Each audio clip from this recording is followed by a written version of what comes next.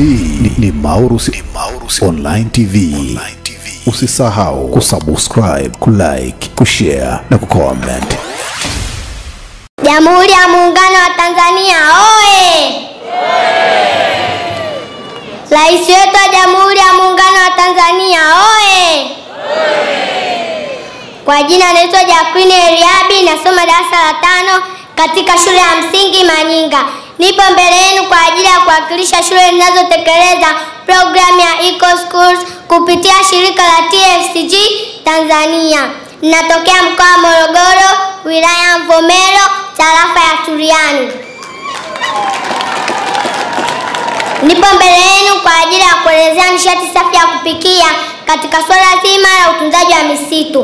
Kwanza nitaanza kutoa maana ya nishati safi ya kupikia. Nishati safi ya kupikia ni nishati yenye viwango vya chini sana vya uzalishaji wa uchafuzi unapochomwa. Mfano, gesi asilia, nishati ya jua, nishati ya upepo, nishati ya umeme, LPG, yani inamaanisha liquid petroleum gas na kadhalika. Faida au muhimu ya kutumia nishati safi ya kupikia yamegawanywa katika makundi yafuatayo. Kundi la kwanza, kiafya. Nishati safi ya kupikia hupunguza magonjwa ya mfumo wa upumuaji. Matumizi ya kuni na mkaa kwa muda mrefu huathiri mfumo wa upumuaji, hivyo huzalisha hewa ya carbon ambayo hewa ya carbon si rafiki wa binadamu. Kundi la pili, kimazingira. Kwanza, nishati safi ni rafiki wa mazingira kwa sababu haizalishi hewa chafu.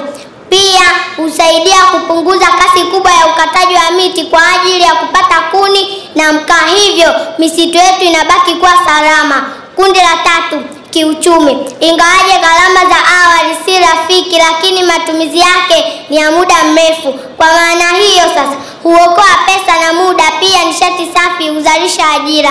Kundi la 4, kijamii. Kuboresha maisha ya kila siku, yani jamii badala ya kwenda porini kukata miti kubeba mizigo ya kuni na mkaa, wanaachana na kadhia hiyo na afya zao zinaboreshwa kwa kutumia nishati safi ya kupikia, ambayo nishati safi ya kupikia ni gesi, pia isiyozalisha moshi, yani inamaanisha uchafu.